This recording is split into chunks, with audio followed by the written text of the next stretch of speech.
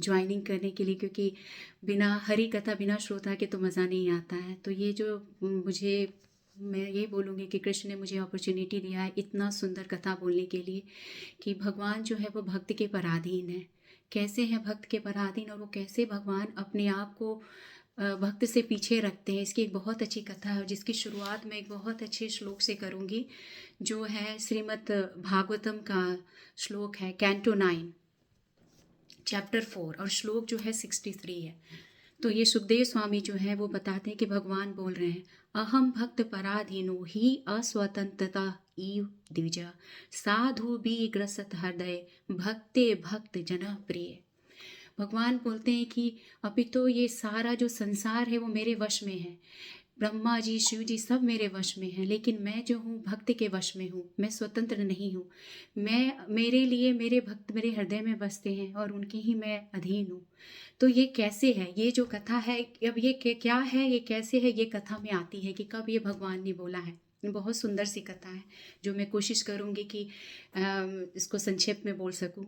तो ये जो है महाराज अम्बरीश की कथा है। बहुत ही धर्मात्मा है वो, बहुत बड़े चक्रवर्ती सम्राट हैं, और जिनका जो सारा राज जो है उनका समस्त संसार में, ऐसा बोला जाता है कि समस्त जगत में फैला हुआ है। और ये कथा भी आती है श्रीमद् भागवतम में, जो कैंटो 9 में चैप्टर 4 में है। तो ये जो महाराज अम्बरीश है वो खुद ही बहुत बड़े धर्मात्मा पिता के नाभाग के पुत्र थे। तो ये जो महाराज अम्बरीश के पास ऐश्वर्य की कमी नहीं है। उनके पास ऐसा बोला जाता है कि जो सम्राट होने के कारण उनके पास इतना ऐश्वर्य था कि कोई अगर सामान्य पुरुष हो, सामान्य महाराज हो, कोई भी किंग हो, तो बहुत जल्दी डिस्ट्रैक्ट हो जाएगा। लेकिन महाराज अम्बरीश जो थे वो भगवान विष्णु के, हरि के बहुत बड़े भक्त थे। उनका सिर्फ यही था, वो जानते थे कि ये सारे जो ऐश्वर्य है ये एक रिफ्लेक्शन है, एक प्रतिबिंब है भगवान के बैकुंठ का, सो ये नश्वर है।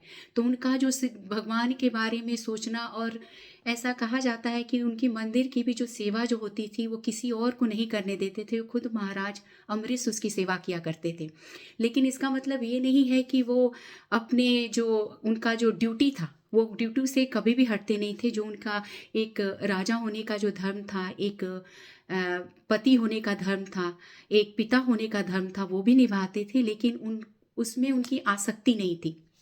तो एक बात की बात है कि महाराज अम्बरीश ने क्योंकि उनको था कि भक्ति मेरी दिन प्रतिदिन बढ़ती जाए, तो महाराज अम्बरीश ने ये निर्णय लिया कि वो 1 साल तक वृंदावन में रह के एकादशी का व्रत करेंगे। तो उन्होंने अपनी पत्नी के साथ वहाँ एकादशी का व्रत करने के लिए वो वृंदावन धाम चले गए। तो एकादशी का व्रत में उनका 1 साल का पूरा एकादशी का व्रत बीत गया, और लास्ट एकादशी था ऐसा कहा जाता है। और एकादशी में कैसे होता है कि एकादशी के बाद द्वादशी आता है, और द्वादशी में जो एक टाइमिंग होता है उस समय ही हमें पारण करना होता है। अगर हम उस टाइम पे जो एकादशी के कल होके द्वादशी आता है, और उसको पारण बोलते हैं, द्वादशी का पारण, और वो टाइमिंग जो होता है उसमें एकादशी का व्रत तोड़ते हैं। तो वो एक टाइमिंग होता है। तो महाराज अम्बरीश जो हैं वो यमुना नदी के तट पे जाके स्नान आदि करके वो वापस आ रहे थे, तो उनको रास्ते में दुर्वासा मुनि मिल गए। अब दुर्वासा मुनि के बारे में बहुत जग जाहिर है कि दुर्वासा मुनि को बहुत गुस्सा आता है। अगर उनको कोई प्रसन्न कर दिया तो वो बहुत ही आशीर्वाद दे के जाते हैं, लेकिन वो क्षण में उन्हें क्रोधित हो जाते हैं। तो महाराज अम्बरीश ने उनको हाथ जोड़ के प्रणाम किया और उन्हें बोला कि आप मेरे अतिथि बने, आप आके जो मैं जहाँ रह रहा हूँ उसको आप आके सफल कीजिए, प्लीज़ आके आप मेरे अतिथि बनिए। तो दुर्वासा मुनि ने बोला कि ठीक है, मैं तुम्हारे यहाँ अतिथि बनने को तैयार हूँ, तो इसके पहले मैं जाके यमुना नदी में स्नान करके आऊँगा। तो वहाँ पे जो दुर्वासा मुनि थे वो यमुना नदी में स्नान करने के लिए चले गए।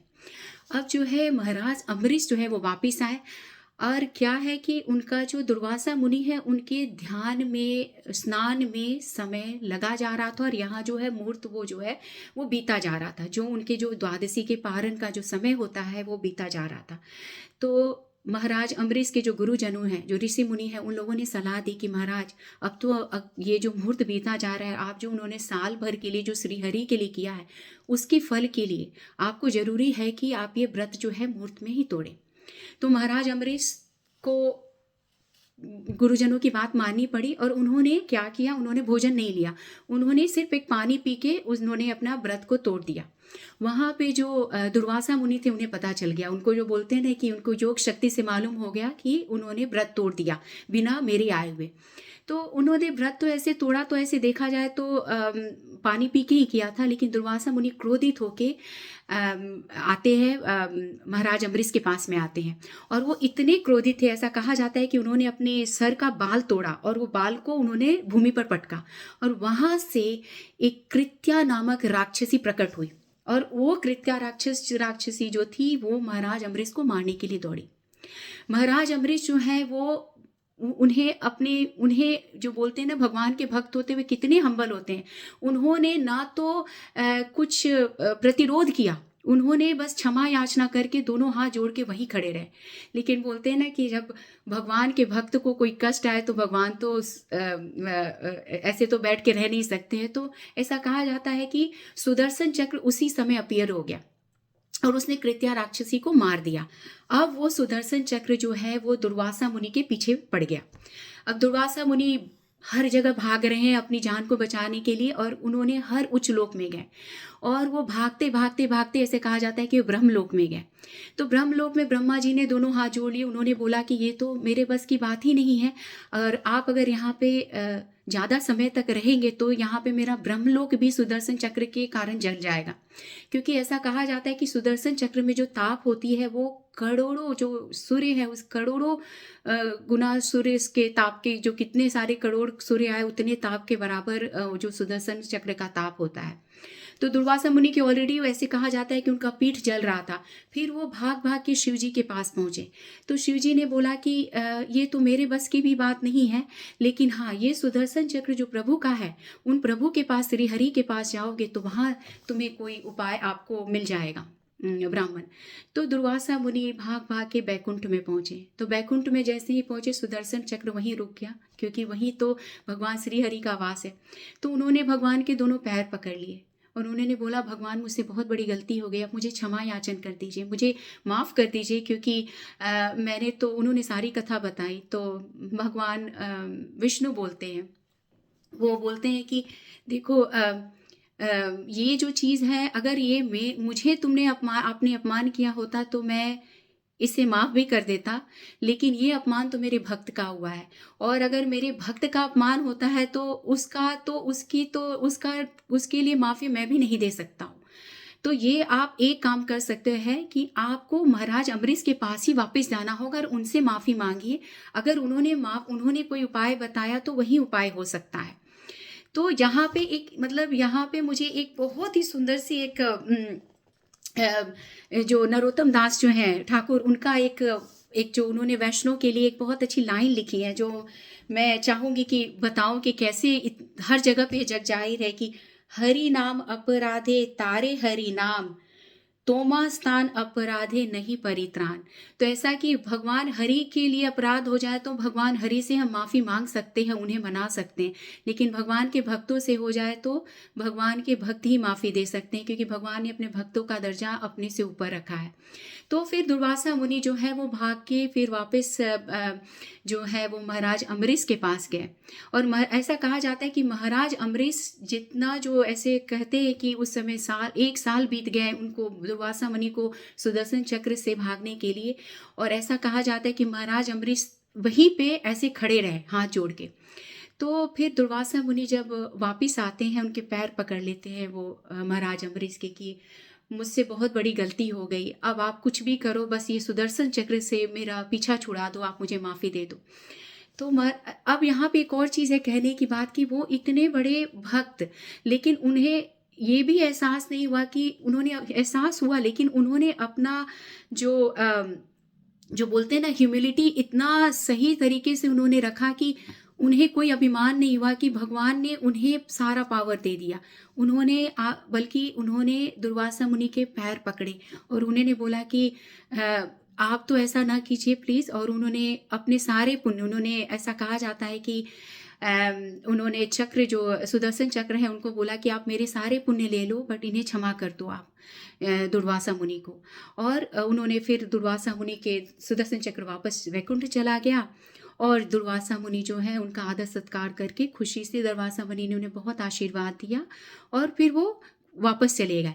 अब यहाँ पे ये जो पूरा जो ये जो कथा है उसका तात्पर्य यही है कि जो भगवान है वो भगवान जो है वो भक्तों के अधीन है।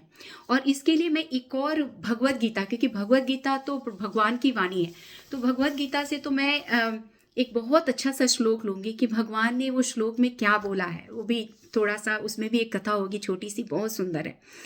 Chapter 9 verse 31। क्षिप्रम भवति धर्मात्मा शाश्वत शांतिम निगच्छति कौन्तेय प्रतिजानीहि न मे भक्त प्रणश्यति। तो भगवान श्री कृष्ण जो है वो जो है कुंती पुत्र अर्जुन को बोलते हैं कि मेरे भक्त को अस्थायी शांति की प्राप्ति होती है। हे कुंती पुत्र, निडर होकर घोषणा कर दो कि मेरे भक्त का कभी विनाश नहीं होता। O son of Kunti, declare it boldly that my devotee never perishes.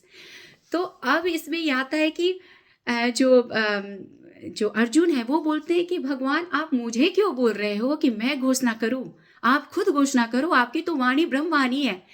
तो भगवान कृष्ण बोलते हैं कि नहीं, अगर मैं घोषणा करूंगा ना तो कोई बिलीव नहीं करेगा। उनको पता है कि भगवान कृष्ण घोषणा करेंगे, कल को भक्त को कोई संकट आएगा, मैं अपना ही वचन तोड़ दूंगा।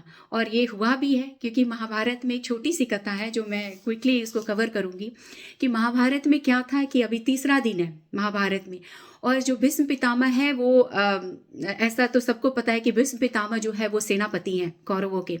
तो भीष्म पितामह के लिए हमेशा से एक सॉफ्ट कॉर्नर रहा है पांडवों के लिए, स्पेशली अर्जुन के लिए। तो एक दिन, उसी दिन 3रे दिन की सुबह की बात है कि जब युद्ध शुरू होने वाला है 3रे दिन का, उस समय जो दुर्योधन आके भीष्म पितामह को काफ़ी भला बुरा बोलता है और उनके जो वो उन्हें आरोप लगाता है कि आप पक्षपात कर रहे हैं, आप पूरे मन से ये युद्ध नहीं कर रहे हैं आप। तो उन्होंने इतना उन्हें बोला कि आप अपने सेनापति होने का फर्ज नहीं निभा रहे हैं। तो भीष्म पितामह ने उसी समय प्रतिज्ञा ली। उन्होंने बोला कि ठीक है, आज दो में से एक चीज होगा, आज या तो अर्जुन मेरे हाथों से मारा जाएगा, या तो कृष्ण को जो है वो उनको शस्त्र उठाना पड़ेगा। तो अब इसमें क्या है कि कृष्ण जो है, ये तो सबको पता है कि जब महाभारत था तो उन्होंने प्रतिज्ञा ली थी कि वो निहत्थे रहेंगे, वो शस्त्र नहीं उठाएंगे। तो अब ये 2 चीज़ की प्रतिज्ञा ले ली, और हम लोग को पता है कि भीष्म पितामह है जो वो प्रतिज्ञा ले लेते हैं तो वो प्रतिज्ञा तो निभाना ही है। तो अब क्या होता है कि भीष्म पितामह ऐसे भी पता है काफ़ी सूरवीर है, उनके सामने तो कोई का टिक पाना, अगर वो खेले, अगर वो युद्ध करे तो उनके सामने कोई टिक ना पाए। तो उन्होंने ऐसी व्यू की रचना की, ऐसे उस युद्ध का उन्होंने स्ट्रैटेजी बनाया कि उनकी बाणों से सारे जो पांडवों की सेना है वो धराशायी होनी शुरू हो गई। अब उनका जो रथ है वो अर्जुन की तरफ आ रहा है। अब अर्जुन की स्थिति, मन स्थिति क्या है कि उनको जब भी भीष्म पितामह सामने आते थे तो उन्हें वो अपने सारे वो पितामह की बचपन की बातें याद आती थी, क्योंकि अर्जुन जो थे वो भीष्म पितामह के फेवरेट थे। उनकी गोद में वो कैसे बड़े हुए हैं, तो अर्जुन का गांडीव तो ऐसे भी हिल रहा था। डर मतलब एक भय नहीं, एक जो बोलते नहीं कि एक अटैचमेंट के कारण हिल रहा था कि सारी उनकी बचपन की बातें याद आ रही थी। तो वो अर्जुन ऐसे भी मन से युद्ध नहीं कर रहे थे। तो जब भीष्म पितामह के बाणों की जो बारिश शुरू हुई और वो अर्जुन की तरफ आने लगे, और कृष्ण देख रहे हैं कि अगर मैंने कुछ नहीं किया तो आज तो अर्जुन मरने वाला, और ऐसा ही हो रहा था।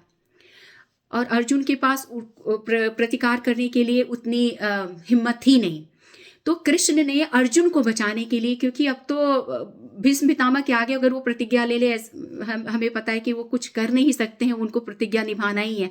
भगवान ने अर्जुन को बचाने के लिए दौड़ के एक पहिया गिरा था, उस पहिया को उन्होंने सुदर्शन चक्र बनाया।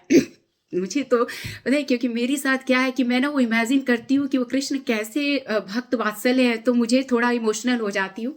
तो उन्होंने वो पहिया को उठाया, और वो पहिया को इमेजिन कर सकते हैं कैसा, वो पहिया उठा के वो उन्होंने ये भी परवाह नहीं की कि मेरा मान रहे क्या नहीं रहे, उनको था कि बस कैसे भी करके मुझे अर्जुन को बचाना है।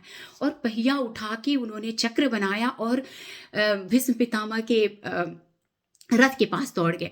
अभी यहाँ पे 2 चीज़ होती है, एक तो अर्जुन भाग के आया, उन्होंने पैर पकड़ लिया कृष्ण का, क्योंकि कृष्ण का बहुत बड़ा उनका जो उन्होंने अपने शब्द नहीं रह पाएँगे उनके, और दूसरी तरफ जो भीष्म पितामह थे, उन्होंने अपने सारे धनुष को छोड़ दिए और उन्होंने दोनों हाथ से प्रणाम किए और उन्होंने बोला, वासुदेव यही तो मैं चाहता था, अगर आपके हाथों से मर जाऊंगा तो मेरे सारे जो जन्म जन्मांतर के पाप है वो सब कट जाएंगे, तो मुझे आप अपने हाथों से मार कर मुझे कृतार्थ कर दीजिए।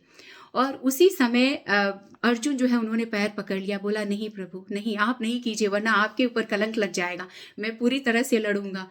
तो कहने का तात्पर्य है कि भगवान ने अपने भक्त को बचाने के लिए ये भी परवाह नहीं की कि कल को उनको सब कोई उनके बातों पे, उनके वचन पे क्वेश्चन करेगा। और ऐसे बहुत सारी कथा है जो मैं अभी कभी और किसी दिन हम लोग इस पे चर्चा करेंगे कि भगवान ने अपने भक्त को बचाने के लिए बोलते ना कि अपने मान की भी परवाह नहीं की। अब मैं इसको यहीं पे विराम दूंगी। एक बहुत सुंदर सी एक 2 लाइन है एक भजन का, वो बोल के कि बहुत सुंदर है। अपना मान टले टल जाए पर भक्त का मान न टलते देखा, हरि को नियम बदलते देखा, प्रभु को नियम बदलते देखा। हरे कृष्णा। तो अभी कोई क्वेश्चन है तो प्लीज